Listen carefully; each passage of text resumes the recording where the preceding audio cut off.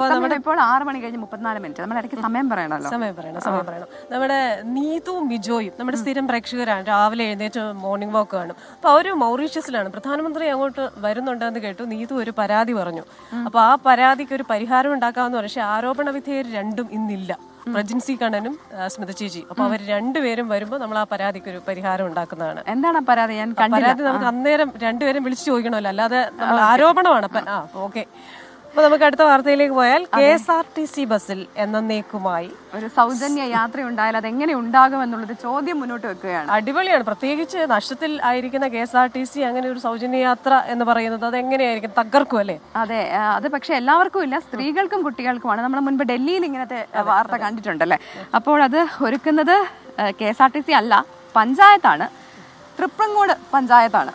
പക്ഷെ പുരുഷന്മാർക്ക് ഈ ബസ്സിൽ കയറുന്നതിന് യാതൊരു വിലക്കുമില്ല, പക്ഷേ ടിക്കറ്റ് എടുക്കണം. എങ്ങനെയാണെന്നല്ലേ ഈ കാര്യങ്ങൾ, നമുക്ക് ആ റിപ്പോർട്ട് കണ്ടിട്ട് വരാം.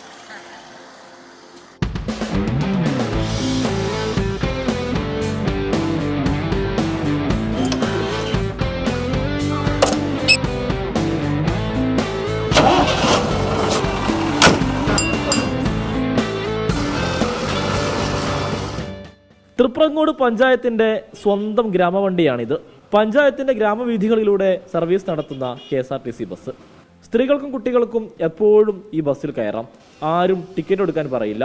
സംസ്ഥാനത്ത് തന്നെ ആദ്യമായാണ് ഒരു പഞ്ചായത്ത് ഇത്തരത്തിൽ ബസ് സർവീസ് ഏർപ്പെടുത്തുന്നത്. ബഡ്ജറ്റിൽ പ്രഖ്യാപിച്ചപ്പോൾ പലരും ഞങ്ങളോട് ആശങ്ക അറിയിച്ചിരുന്നു, ഇത് നടക്കാത്ത പദ്ധതിയാണ്, നിങ്ങൾ വെറുതെ പറയാന്നുള്ളത്. പക്ഷേ ഈ പദ്ധതി വന്നപ്പോഴാണ് എല്ലാവരും ഇങ്ങനെ പദ്ധതി നടത്താൻ പറ്റും എന്നുള്ളത് ആലോചിക്കുന്നത്.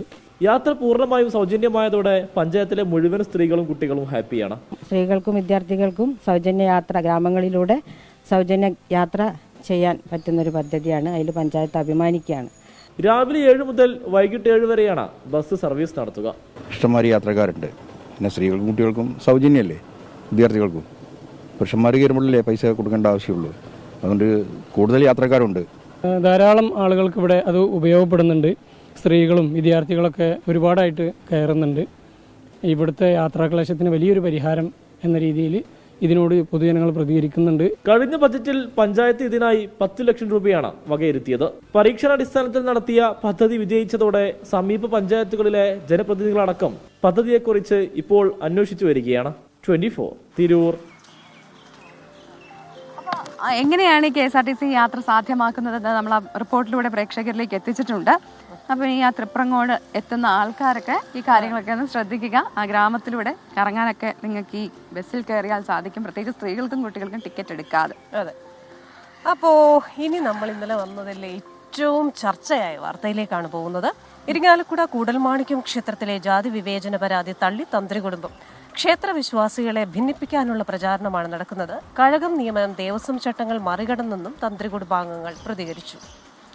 ജാതി വ്യവസ്ഥയിലെ വിവേചനമല്ല കൂടൽമാണിക്യം ക്ഷേത്രത്തിൽ ഉള്ളതെന്നും ദേവസ്വം ഭരണസമിതിയിലെ തന്ത്രി പ്രതിനിധി നെടുമ്പള്ളി തരണല്ലൂർ ഗോവിന്ദൻ നമ്പൂതിരിപ്പാട് വ്യക്തമാക്കിയിട്ടുണ്ട്. കൂടുതൽ വിശദാംശങ്ങളുമായി സൂരജ് സജിയാണ് തൃശ്ശൂരിൽ നിന്ന് ചേരുന്നത്. Sooraj, good morning. ഇപ്പോൾ തന്ത്രി കുടുംബത്തിന്റെ വിശദീകരണം വന്നിട്ടുണ്ട്. എന്തൊക്കെ കാര്യങ്ങളാണ് ഇവർ പറയുന്നത്? കൂടൽമാണിക്യത്തിൽ ഏത് തരത്തിലുള്ള വിവേചനം നടന്നിട്ടില്ല എന്നാണ് ഇവർ വിശദീകരിക്കുന്നത്? പ്രവിത ക്രിസ്റ്റിന, ഈ കൂടൽമാണിക്യം ക്ഷേത്രത്തിലെ ജാതി വിവേചനവുമായി ബന്ധപ്പെട്ടുകൊണ്ട് പല കോണുകളിൽ നിന്ന് പ്രതിഷേധം ശക്തമാവുകയാണ്. ഇതിനിടയിലാണ് ഒരു വിശദീകരണവുമായി തന്ത്രി കുടുംബം രംഗത്തെത്തുന്നത്. ഇതിൽ ഒരു തരത്തിലുള്ള ജാതി വിവേചനവും നടന്നിട്ടില്ല, പകരം ജനങ്ങളെ ഭിന്നിപ്പിക്കാനുള്ള ഒരു നീക്കമാണ്, ഒരു പ്രചാരണമാണ് ഇപ്പോൾ നടക്കുന്നത് എന്നുള്ളതാണ് അവർ ചൂണ്ടിക്കാണിക്കുന്നത്. ഇതിലെ നിയമനവുമായി ബന്ധപ്പെട്ടുകൊണ്ടുള്ള തർക്കമാണ് ഈ തന്ത്രി കുടുംബം ചൂണ്ടിക്കാണിച്ചതെന്നുള്ളതാണ് അവർ വിശദീകരിക്കുന്നത്. അവർ പറയുന്നത് ഇതിൽ നിയമനത്തിൽ ചില അപാകതകളുണ്ട്. അത് തന്ത്രി കുടുംബത്തിന് മാത്രം അർഹതപ്പെട്ട ഒരു പദവിയാണ്, സ്ഥാനമാണ് ഈ കഴകം എന്നുള്ളത്. ആ സ്ഥാനത്തേക്കാണ് പുറമേ നിന്ന് ഒരാളെ കൊണ്ടുവന്നത്. അതിൽ ജാതി നോക്കിയല്ല തങ്ങൾ വിയോജിപ്പ് അറിയിച്ചത് എന്നുള്ളതാണ് പറയുന്നത്. ഈ നിയമനവുമായി ബന്ധപ്പെട്ടുകൊണ്ടുള്ള അപാകത മാത്രമാണ് ചൂണ്ടിക്കാണിച്ചത്. അതുകൊണ്ട് തന്നെ ഈ വിഷയത്തിൽ നിയമപരമായ ഉൾപ്പെടെയുള്ള നടപടികളിലേക്ക് കടക്കും എന്ന സൂചന കൂടിയാണ് ഇപ്പോൾ ഈ തന്ത്രി കുടുംബം മുന്നോട്ട് വെക്കുന്നത്. അതേസമയം ഈ ജാതി വിവേചനത്തിനെതിരെ ശക്തമായ പ്രതിഷേധമാണ് വിവിധ കോണുകളിൽ നിന്ന് ഉയരുന്നത്. ഇന്നലെ അടക്കം മന്ത്രിമാരും പ്രമുഖരും അടക്കം ജനപ്രതിനിധികളും അടക്കം ഇതിനെ ജാതി വിവേചനത്തിനെതിരെ രംഗത്തെത്തുന്ന സാഹചര്യമുണ്ടായി. ഇന്നും ശക്തമായ പ്രതിഷേധമാണ് ഈ വിഷയത്തിൽ വിവിധ കോണുകളിൽ നിന്ന് ഉയരാനുള്ള സാധ്യത. പ്രവിത ക്രിസ്റ്റിന. ശരി, സൂരജ് സജിയാണ് വിശദാംശങ്ങളുമായി ചേർന്നത്. അപ്പോൾ അത് നിയമനങ്ങളിലുള്ള ചട്ടലംഘനം അല്ലെങ്കിൽ അതിൽ സംഭവിച്ച പ്രശ്നങ്ങളെ കുറിച്ചാണ്. അപ്പോൾ ആരായിരുന്നു നിയമിക്കപ്പെട്ടതെങ്കിലും ഇത് ഉന്നയിക്കുമായിരുന്നു എന്നാണ് തന്ത്രി കുടുംബം പറയുന്നത്. പക്ഷെ അത്തരത്തിലൊരു ജാതി വിവേചനം നടന്നിട്ടുണ്ടെങ്കിൽ അത് തീർച്ചയായും പരിഹരിക്കപ്പെടേണ്ടത്. മാത്രമല്ല ഈ കാര്യത്തിലൊക്കെ ഒരു ചർച്ച നടക്കേണ്ടതാണ്, ആ പ്രശ്നങ്ങളൊക്കെ പരിഹരിക്കപ്പെടേണ്ടതാണ് എന്നുകൂടി നമ്മൾ ഓർമ്മിപ്പിക്കുകയാണ്. എന്താ ജാതിയല്ലേ, കണ്ണു അടച്ചു ആയും പൊളിച്ചൊരു ദിവസം പോകാനുള്ള മനുഷ്യരാണ്. അപ്പോൾ അതിനകത്ത് ജാതി മതം അങ്ങനെയൊന്നുമില്ല. അങ്ങനെ ഉണ്ടോയെന്ന് അറിയില്ല കേട്ടോ. അങ്ങനെ ഉണ്ടെന്ന് ഉറപ്പായാൽ അത് ഒരു കമന്റ് പറഞ്ഞു എന്നുള്ളതേ ഉള്ളൂ. നമ്മൾ ഒരു റൗണ്ട് ഇവിടെ പൂർത്തിയാക്കി. പക്ഷേ കൊച്ചിയിലെ ആ ടിപ്പിക്കൽ കൊതുകുകൾ നമ്മളെ ഇങ്ങനെ നാനാ പാട് നിന്നും, അതാണ് ഇടയ്ക്ക് വാർത്ത പറയുമ്പോഴൊക്കെ ഞാൻ ഇങ്ങനെ കൈയൊക്കെ തട്ടുന്നുണ്ട്. എനിക്കറിയില്ല വരുന്നുണ്ടോന്ന്. പ്രത്യേക ആക്ഷനുകൾ എന്താണെന്ന് പ്രേക്ഷകർ തെറ്റിദ്ധരിക്കരുത്. അപ്പോൾ പ്രിയപ്പെട്ട കൊതുക് സഹോദരങ്ങളെ, ഞങ്ങളെ ഒരുപാട് ഉപദ്രവിക്കാതെ ഒരു അകലം പാലിച്ച് നിങ്ങൾ പറന്നുകൊള്ളുക, ഡാൻസ് കളിച്ചുകൊള്ളുക. പ്രതി എന്തോ പറയുന്നല്ലോ. അതെ, നമുക്കിപ്പോ സമയം 6 മണി കഴിഞ്ഞ് 40 മിനിറ്റ് ആയിട്ടുണ്ട്. വളരെ പെട്ടെന്ന് ബർത്ത്ഡേ വിഷസിലേക്ക് ഒന്ന് പോയാലോ? അതെ, ഇന്ന് ഒരുപാട് ബർത്ത്ഡേസ് ഉള്ള ദിവസമാണ്. ജോയ് ഹാപ്പി ബർത്ത്ഡേ, നാദി, നാഫി, നാജി അങ്ങനെയാണ് പേരെന്ന് ഞാൻ കരുതുന്നു. ഇംഗ്ലീഷിലായതുകൊണ്ട് നമുക്ക് അങ്ങനെയാണ് മനസ്സിലായത്. അപ്പോൾ അവർക്ക് 3 പേർക്കും ഹാപ്പി ബർത്ത്ഡേ. പിന്നീട് അപ്പു ഉണ്ട്, സുകുമാരനുണ്ട്, നിത്യയുണ്ട്, ഷിനു നന്ദനുണ്ട്.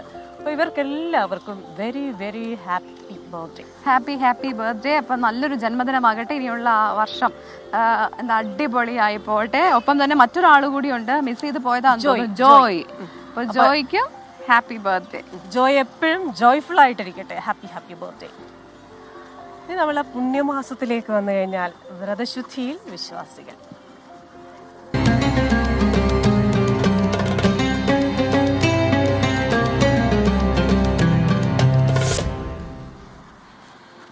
ഈ നോമ്പുതുറ വിഭവങ്ങൾ നോക്കിക്കഴിഞ്ഞാൽ അതിൽ തന്നെ ഏറ്റവും പ്രധാനപ്പെട്ട ഒന്നാണ് സമൂസ. ഞങ്ങളെ സൈക്കിൾ യാത്രയ്ക്ക് പോയിരുന്നല്ലോ ക്രിസ്റ്റീന. അപ്പോൾ നമ്മള് മലപ്പുറത്ത് ഒരു സ്ഥലത്തെത്തി. അവിടെ ഇതുപോലൊരു ദിവസം രാവിലെ നമ്മള് ചെല്ലുന്നത് ഈ സമൂസ ഉണ്ടാക്കുന്ന ഒരു സ്ഥലത്താണ്. ആൾക്കാർ ക്യൂ നിൽക്കുന്നുണ്ട്. ഒപ്പം തന്നെ ഇങ്ങനെ സമൂസ അവര് വറുത്ത് കോരിക്കൊണ്ടിരിക്കുകയായിരുന്നു. അപ്പൊ ഞാനും വിനീതയും സ്മിതയും രാവിലെ തന്നെ നമ്മുടെ ഭക്ഷണം സമൂസയായിരുന്നു. അപ്പോൾ സമൂസ ഇഷ്ടപ്പെടുന്ന ഒരുപാട് ആൾക്കാരുണ്ടാവും. പറഞ്ഞു വരുന്നത് നമ്മുടെ നോമ്പുതുറയുമായി ബന്ധപ്പെട്ടുള്ള ഒരു കാര്യത്തെക്കുറിച്ചാണ്. മലപ്പുറത്ത് ക്ഷേത്ര കമ്മിറ്റിയുടെ നേതൃത്വത്തിലൊരു നോമ്പുതുറ. തിരൂർ കൽപ്പറമ്പ് ശ്രീ ഭഗവതി ക്ഷേത്രമാണ് സമൂഹ നോമ്പുതുറ സംഘടിപ്പിച്ചത്. 500-ലധികം ആളുകളാണ് മതസൗഹാർദ്ദത്തിന്റെ ഇഫ്താർ വിരുന്നിൽ പങ്കെടുത്തത്. 100 മീറ്റർ മാത്രം അകലത്തിൽ കഴിയുന്ന പള്ളിയും ക്ഷേത്രവും കൽപ്പറമ്പ് ശ്രീ ഭഗവതി ക്ഷേത്രവും മസ്ജിദുൽ ഹുദയും നിലകൊള്ളുന്നത് ഇങ്ങനെയാണ്. ഒരു നാടിന്റെ മതസൗഹാർദ്ദത്തിന്റെ പ്രതീകം. പള്ളിക്ക് സമീപം ക്ഷേത്ര കമ്മിറ്റി നാടിനാകെ ഇഫ്താർ വിരുന്നൊരുക്കി.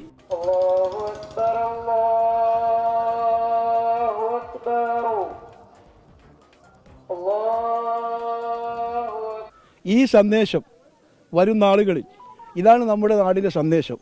ഇതായിരിക്കണം നമ്മുടെ നാടിൻ്റെ സന്ദേശം. ഹിന്ദുവും മുസൽമാനും മറ്റു മതസ്ഥരും ഒന്നിച്ചു നിന്നുകൊണ്ട് ഓരോ ആഘോഷവേളകളിലും പരസ്പരം കൈകോർത്തുകൊണ്ട് ആ വിശ്വാസങ്ങളെ മുറുകെ പിടിച്ച് അവരോടൊപ്പം നിന്നുകൊണ്ട് ആ ചടങ്ങ് വലിയ സന്ദേശമായി ഉയർത്തുന്ന ഒരു ചടങ്ങായിട്ട് ഈ സമൂഹ നോമ്പുതുറ മാറണം. സ്ത്രീകളും കുട്ടികളും ഉൾപ്പെടെ 500-ലധികം നാട്ടുകാരാണ് ഇഫ്താർ വിരുന്നിൽ പങ്കെടുത്തത്. ക്ഷേത്രത്തിന്റെ ഇടപെടലിനെ മസ്ജിദ് ഭാരവാഹികൾ പ്രശംസിച്ചു. നാം ഒന്നാണ്.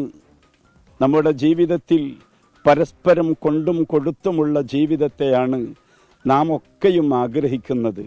അത് നമ്മുടെ മുൻ സമൂഹ തലമുറയിലും ഉണ്ടായിരുന്നത് പോലെ വീണ്ടും ആ തലമുറയിൽ നിന്നും നമുക്ക് ലഭിച്ച ആ സന്ദേശം നമ്മുടെ ഈ വരുന്ന യുവതലമുറയിലേക്കും പുതിയ ജനറേഷനിലേക്കൊക്കെയും പകർന്നു നൽകുന്ന ഈ മഹത്തായ സംരംഭത്തിന് 1000 ആശംസകളും അഭിനന്ദനങ്ങളും അറിയിക്കുന്നു. മലപ്പുറത്തെ മനുഷ്യർക്കിടയിൽ ഇതൊരു പുതിയ കാര്യമല്ല. സ്നേഹത്തിന്റെ, സാഹോദര്യത്തിന്റെ നിരവധി ഉദാഹരണങ്ങളിൽ ഒന്ന് മാത്രം. 24 തിരൂർ. അപ്പോൾ കൊള്ളാം, സമൂഹ നോമ്പുതുറ അത് നല്ലൊരു സന്ദേശം കൂടി നൽകുന്ന ഒന്നാണ്.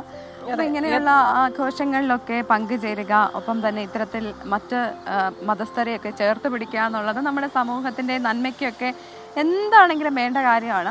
മാത്രമല്ല ഏതെങ്കിലും തരത്തിൽ ജാതി, മതം, വർണ്ണം, വർഗം, സാമ്പത്തിക, സാമൂഹിക ഉച്ച നീചത്വങ്ങൾ മനസ്സിൽ വെച്ചുകൊണ്ട് പെരുമാറുന്ന ആരെങ്കിലും ഉണ്ടെങ്കിൽ അവർക്കൊക്കെ ഒരു മാതൃകയായിക്കോട്ടെ. ഇത് ഒരു പ്രേക്ഷകൻ പറയുകയാണേ, ഇപ്പോൾ comment good morning Probita and Christina. ബംഗാളിൽ നിന്നാണോ?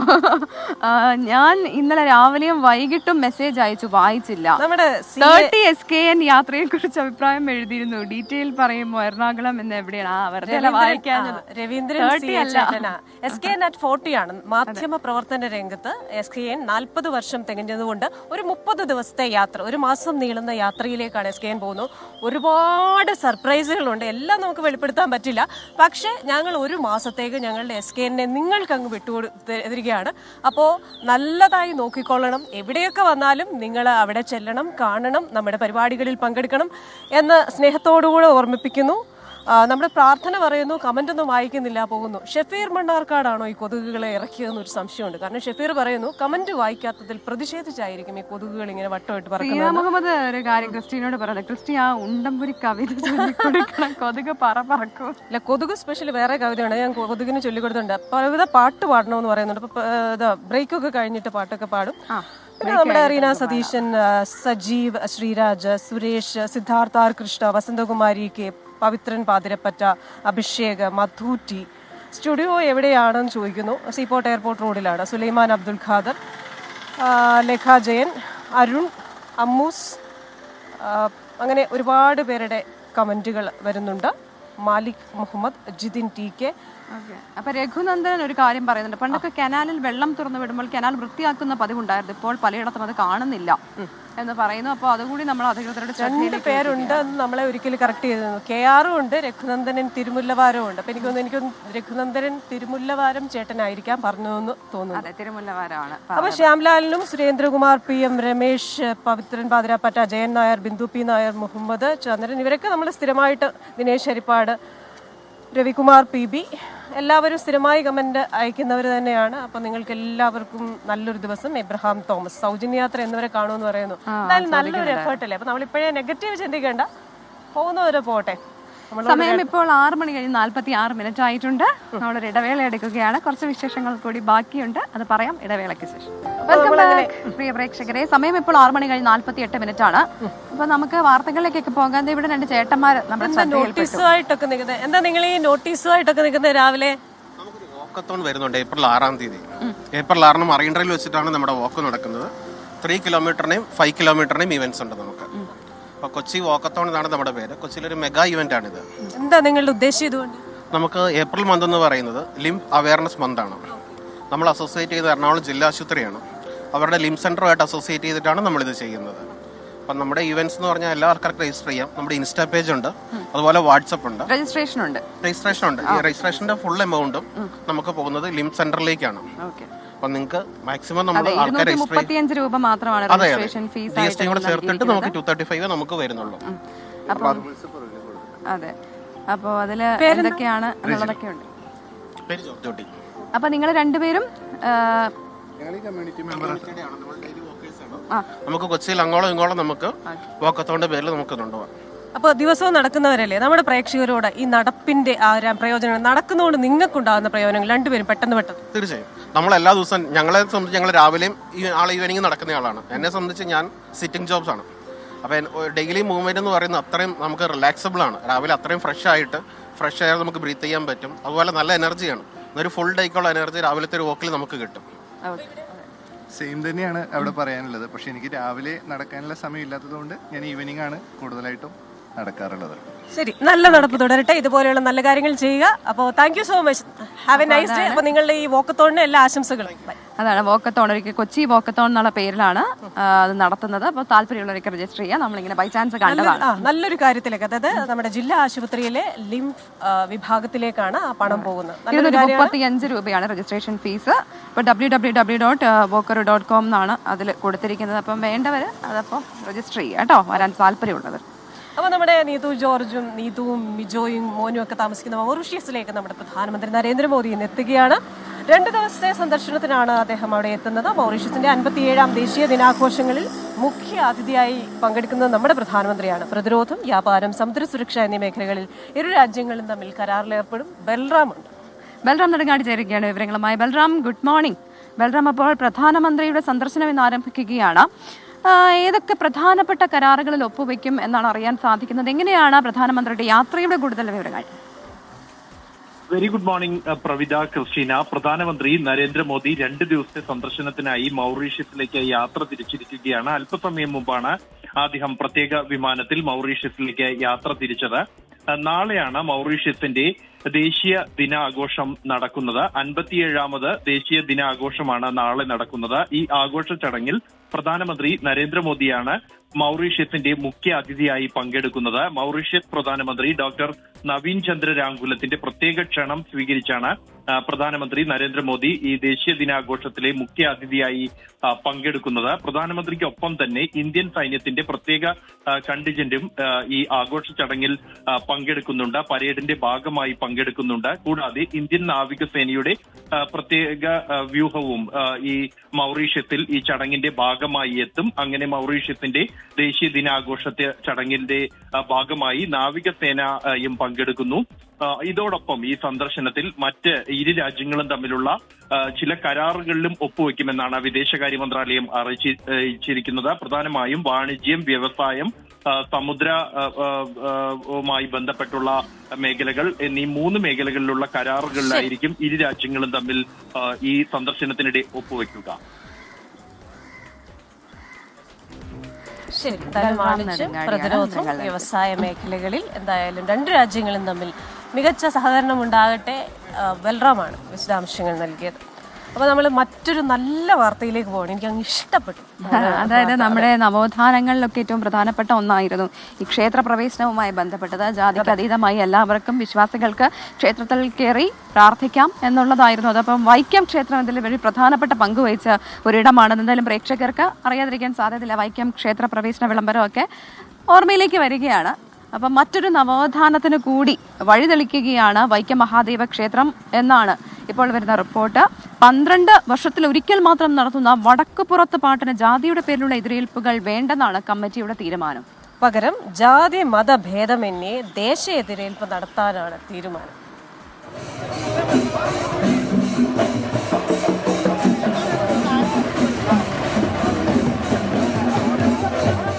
പന്ത്രണ്ട് വർഷത്തിൽ ഒരിക്കൽ നടക്കുന്ന വടക്കുപുറത്ത് പാട്ട് വിപുലമായ രീതിയിലാണ് വൈക്കം മഹാദേവ ക്ഷേത്രത്തിൽ നടത്തപ്പെടുന്നത്. ക്ഷേത്രമുറ്റത്ത് നെടുമ്പുര കെട്ടി ദേവിയുടെ കളം വരച്ചാണ് 12 ദിവസം വടക്കുപുറത്ത് പാട്ട് ചടങ്ങുകൾ നടക്കുക. ഈ ദിവസങ്ങളിൽ കൊച്ചാരൻ ചുവട്ടിൽ നിന്ന് എല്ലാ ദിവസവും ക്ഷേത്രത്തിലേക്ക് എതിരേൽപ്പ് നടക്കാറുണ്ട്. ഓരോ ദിവസവും ജാതി സംഘടനകളാണ് എതിരേൽപ്പ് നടത്തിപ്പോന്നിരുന്നത്. എന്നാൽ ഇനി മുതൽ ജാതിഭേദമന്യേ ദേശ എതിരേൽപ്പ് മതിയെന്നാണ് വടക്കുപുറത്ത് പാട്ട് അർച്ചന കമ്മിറ്റിയുടെ തീരുമാനം. മുൻ വർഷങ്ങളിൽ വിവിധ ജാതി സംഘടനകളുള്ള ആൾക്കാരെ ഉൾപ്പെടുത്തിയാണ് ഈ ചടങ്ങ് നടത്തിയിരുന്നെങ്കിൽ ഈ വർഷത്തെ കമ്മിറ്റി തീരുമാനപ്രകാരം എല്ലാ വിഭാഗം ആൾക്കാരെ ഉൾപ്പെടുത്തിക്കൊണ്ട് ദേശ എതിരേൽപ്പ് എന്നുള്ള സങ്കല്പത്തിൽ നടത്താനാണ് കമ്മിറ്റി ഈ വർഷം തീരുമാനിച്ചിട്ടുള്ളത്. അതിൻ്റെ പ്രവർത്തനങ്ങളുമായി കമ്മിറ്റി മുന്നോട്ട് പോവുകയാണ്. എല്ലാ വിഭാഗം ആൾക്കാരുടെയും സഹകരണം ഇക്കാര്യത്തിൽ ഉണ്ടാവണമെന്ന് കമ്മിറ്റിയുടെ പേരിൽ അഭ്യർത്ഥിക്കുന്നു. ദേശ എതിരേൽപ്പാകുമ്പോൾ ജാതി തിരിച്ച എതിരേൽപ്പിന് ദിവസങ്ങൾ നൽകില്ല. എതിരേൽപ്പിന് അപേക്ഷ നൽകിയ സംഘടനകളിൽ നിന്നുള്ള 8 പേരെ വീതം ഉൾപ്പെടുത്തി എല്ലാ ദിവസവും 64 പേർ വിളക്കെടുക്കും. പുതിയ തീരുമാനത്തെ പിന്തുണച്ച് വിവിധ സാമുദായിക സംഘടനകളും രംഗത്തെത്തിയിട്ടുണ്ട്. വൈക്കം സത്യാഗ്രഹത്തിന്റെ അന്തസത്ത ഉൾക്കൊള്ളുന്ന തീരുമാനമായാണ് ഇതിനെ വിലയിരുത്തപ്പെടുന്നത്. ഏപ്രിൽ 2 മുതൽ 13 വരെയാണ് വടക്കുപുറത്ത് പാട്ട് നടക്കുക. 24 കോട്ടയം. അപ്പോൾ വൈക്കം സത്യാഗ്രഹത്തിന്റെ അന്തസത്ത ഉൾക്കൊണ്ടുകൊണ്ടുള്ള അന്തസ്സുള്ള തീരുമാനത്തിനൊരു ബിഗ് സല്യൂട്ട്. എല്ലാവർക്കും ഇതും ഒരു മാതൃകയായിരിക്കട്ടെ. അപ്പോൾ ഇന്ന് മാതൃകയാകാവുന്ന കുറേ വാർത്തകൾ നമ്മൾ പറഞ്ഞു, അതിലൊരു സന്തോഷം. സമയം ഇപ്പോൾ 6:55 SK ഇവിടെ പ്രേക്ഷകരോട് ഒരുപാട് വിശേഷങ്ങൾ പറയാനൊക്കെ തയ്യാറെടുത്തുകൊണ്ടിരിക്കുകയാണ്. അതിനിടെ ഞാൻ ശ്രദ്ധിച്ചൊരു കാര്യമുണ്ട് ക്രിസ്റ്റീന, ഇവിടെ നടക്കാൻ മാത്രമല്ല ഇവിടെ ഷട്ടിൽ കളിക്കുന്ന കുറച്ച് ചേട്ടന്മാരെ കൂടിയുണ്ട്. ആ ദൃശ്യങ്ങൾ കൂടി നമ്മൾ പ്രേക്ഷകരിലേക്ക് എത്തിക്കുകയാണ്. കൊള്ളാം, നല്ല വാശിയേറിയ പോരാട്ടം നടക്കുകയാണ് അവിടെ. എന്തായാലും ഇങ്ങനെയൊക്കെ നമ്മൾ ഓരോ കാര്യത്തിൽ രാവിലെ മോർണിംഗ് വാക്ക് അല്ലെങ്കിൽ ഏതെങ്കിലും തരത്തിലുള്ള എക്സർസൈസ് എന്ന് പറഞ്ഞു കഴിഞ്ഞാൽ നമുക്ക് കൂടുതൽ ഫോക്കസ് തരും, സമ്മർദ്ദങ്ങളിൽ നിന്നൊക്കെ നമ്മളെ രക്ഷപ്പെടുത്തുമെന്നാണ്. അപ്പോൾ രാവിലെ എഴുന്നേറ്റ് മടി പിടിച്ച് അങ്ങ് ഇരിക്കുന്നവർക്കാണ്, രാവിലെ എഴുന്നേറ്റാത്തവർക്കാണ് കൂടുതൽ സമ്മർദ്ദം എന്നാണ് റിസർച്ചേഴ്സ് പറയുന്നത്. നമ്മളിനി യുക്രൈനിലേക്ക് പോയി കഴിഞ്ഞാൽ സമാധാന ചർച്ച അത് നടക്കാൻ പോവുകയാണ്. സൗദി അറേബ്യയിലെ ജിദ്ദയിലാണ് നടക്കുന്നത്. അപ്പോൾ ഇതിന്റെ ഭാഗമായിട്ട് വോളോഡിമിർ സെലൻസ്കി യുക്രൈൻ പ്രസിഡന്റ് സൗദിയിൽ എത്തിയിട്ടുണ്ട്. സൗദി കിരീടാവകാശി മുഹമ്മദ് ബിൻ സൽമാനുമായി അദ്ദേഹം കൂടിക്കാഴ്ച നടത്തുകയും ചെയ്തു. ഭാഗിക വെടിനിർത്തലിന് യുക്രൈൻ തയ്യാറാകുമെന്ന് American state secretary Marco Rubio പ്രതീക്ഷ പ്രകടിപ്പിച്ചു. യുദ്ധം അവസാനിപ്പിക്കാൻ അമേരിക്ക യുക്രൈൻ പ്രതിനിധികൾ ഇന്ന് ജിദ്ദയിൽ വെച്ചാണ് ചർച്ച നടത്തുന്നത്. ചർച്ചയ്ക്ക് മുന്നോടിയായി യുക്രൈൻ പ്രസിഡന്റ് വ്ളാദിമിർ സെലൻസ്കി ഇന്നലെ ജിദ്ദയിലെത്തി. സൗദി കിരീടാവകാശി മുഹമ്മദ് ബിൻ സൽമാൻ രാജകുമാരനുമായി അദ്ദേഹം കൂടിക്കാഴ്ച നടത്തി. സമാധാനം പുനഃസ്ഥാപിക്കാനുള്ള എല്ലാ ശ്രമങ്ങൾക്കും സൗദി കൂടെയുണ്ടാകുമെന്ന് കിരീടാവകാശി പറഞ്ഞു. ഇന്ന് നടക്കുന്ന സമാധാന ചർച്ചയിൽ സെലൻസ്കി നേരിട്ട് പങ്കെടുക്കുന്നില്ല. ചർച്ചയ്ക്കായി അമേരിക്കയിൽ നിന്നും സ്റ്റേറ്റ് സെക്രട്ടറി മാർക്കോ റൂബിയോയുടെ നേതൃത്വത്തിലുള്ള സംഘം ഇന്നലെ ജിദ്ദയിലെത്തി മുഹമ്മദ് ബിൻ സൽമാൻ രാജകുമാരനുമായി കൂടിക്കാഴ്ച നടത്തിയിരുന്നു. സൗദിയുടെ മധ്യസ്ഥതയിൽ ഇന്ന് നടക്കുന്ന അമേരിക്ക യുക്രൈൻ ഉന്നതതല ചർച്ചയിൽ വ്യോമ നാവിക വെടിനിർത്തൽ നിർദ്ദേശം മുന്നോട്ട് വെക്കുമെന്നാണ് റിപ്പോർട്ട്. ജിദ്ദയിൽ നടക്കുന്ന ചർച്ചയിൽ ശുഭാപ്തി വിശ്വാസമുണ്ടെന്ന് അമേരിക്കൻ പ്രസിഡന്റ് ഡൊണാൾഡ് ട്രംപ് പ്രതികരിച്ചു. ട്രംപ് സെലൻസ്കി വാഗ്വാദങ്ങൾക്ക് ശേഷം ജിദ്ദയിൽ നടക്കുന്ന ചർച്ചയിലേക്ക് ഉറ്റുനോക്കുകയാണ് ലോകം. ജലീൽ കണ്ണമംഗലം, 24 ജിദ്ദ. അപ്പോൾ എന്തായാലും സമാധാന ചർച്ച അവിടെ നടക്കട്ടെ. ഈ യുദ്ധവുമായി ബന്ധപ്പെട്ടൊരു തീരുമാനം ഉണ്ടാകട്ടെ, പ്രാഥമിക തലത്തിലൊരു തീരുമാനമെങ്കിലും ഉണ്ടാകട്ടെ നമ്മളും പ്രത്യാശിക്കുകയാണ്. അതെ, വൈറ്റ് ഹൗസിൽ വിളിച്ചു വരുത്തി ട്രംപ് ഒന്ന് നിർത്തിപ്പൊരിച്ചു. അതിനുശേഷം യൂറോപ്യൻ യൂണിയൻ വൊളോദിമീർ സെലൻസ്കിയെ ചേർത്ത് പിടിച്ചു. ഇപ്പോൾ അദ്ദേഹം ജിദ്ദയിൽ എത്തുകയാണ് ചർച്ചകൾക്കായി. എന്തായാലും നല്ലൊരു പര്യവസാനം ഈ ചർച്ചകൾക്ക് ഉണ്ടാവട്ടെ. നമുക്ക് കായിക വാർത്തകളിലേക്ക് പോകാം. Sports news.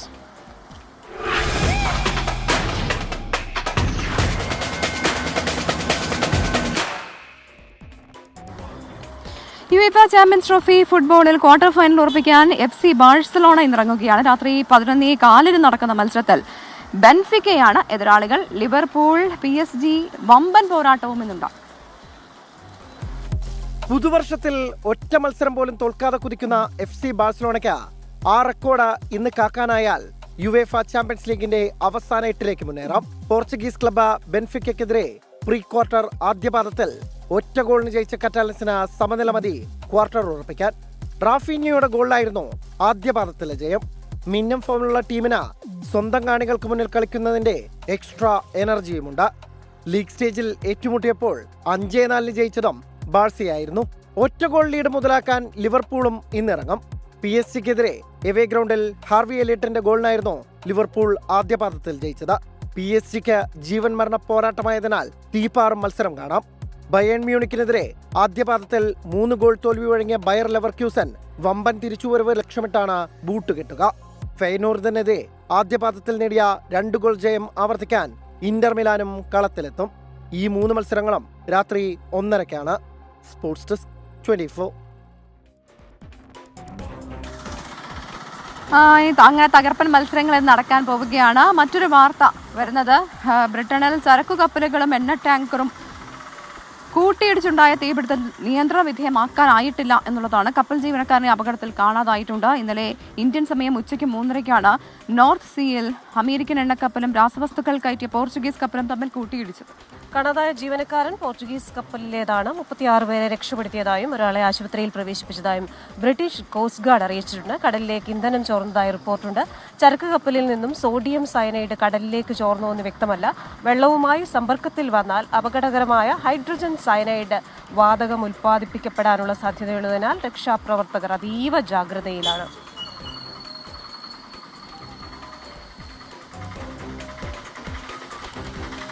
ഇനി ഇപ്പോൾ വരുന്ന ഒരു വാർത്തയിലേക്കാണ്. ഗ്വാട്ടമാലയിൽ അഗ്നിപർവ്വത സ്ഫോടനം. പ്രദേശത്തെ 300ഓളം കുടുംബങ്ങളെ ഒഴിപ്പിച്ചിട്ടുണ്ട്. ആളപായമില്ല.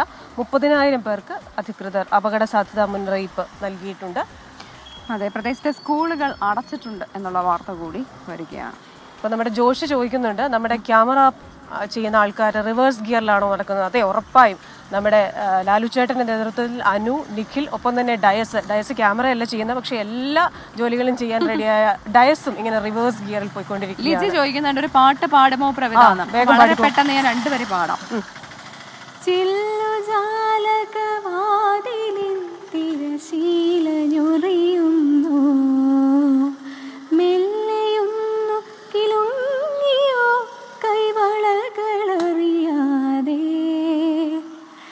അപ്പൊ ഈ പാട്ട് ഇത്രയും മതിയെന്ന് എനിക്ക് തോന്നുന്നു. നടന്നുകൊണ്ട് പാട്ട് പാടാൻ പറ്റുന്നില്ല. നാളെ നമുക്ക് പാട്ട് കൂടുതൽ പാടാം. ഇപ്പൊ സാമ്പത്തിക ലോകത്തു നിന്നൊരു വാർത്ത വന്നിട്ടുണ്ട്. ട്രംപ് വന്നതിൽ പിന്നെ മൊത്തത്തിൽ സാമ്പത്തിക ലോകം ആശങ്കയിലാണ്. നിക്ഷേപകർ നിക്ഷേപിക്കണോ വേണ്ടയോ, നാളെ എന്ത് നയം വരും, ഇറക്കുമതി അവർക്കാണോ ഇവർക്കാണോ എന്നൊക്കെ ചിന്തിക്കുന്ന സമയമാണ്. അപ്പോൾ അമേരിക്കൻ ഓഹരി വിപണിയിൽ വൻ തകർച്ച. അമേരിക്കൻ പ്രസിഡന്റ് ഡൊണാൾഡ് ട്രംപിന്റെ പുതിയ നികുതി പ്രഖ്യാപനങ്ങൾ സാമ്പത്തിക മാന്ദ്യത്തിനിടയാക്കുമെന്ന ആശങ്കയാണ് വിപണിയിൽ അമേരിക്കൻ ഓഹരികൾ ഇടിയാൻ കാരണം. അപ്പോൾ അങ്ങനെയാണ് അമേരിക്കയിലെ അവസ്ഥ. അപ്പോൾ ഇനി നമ്മൾ തിരിച്ചു വീണ്ടും കേരളത്തിലേക്ക് വന്നു കഴിഞ്ഞാൽ നമ്മുടെ സ്റ്റുഡിയോയിൽ നമ്മുടെ തലൈവർ റെഡിയായിട്ടുണ്ട്. മാധ്യമപ്രവർത്തനത്തിൽ 4 പതിറ്റാണ്ട് പൂർത്തിയാക്കുന്ന നമ്മുടെ പ്രിയപ്പെട്ട SKN. അപ്പോൾ SKN, very very very good morning.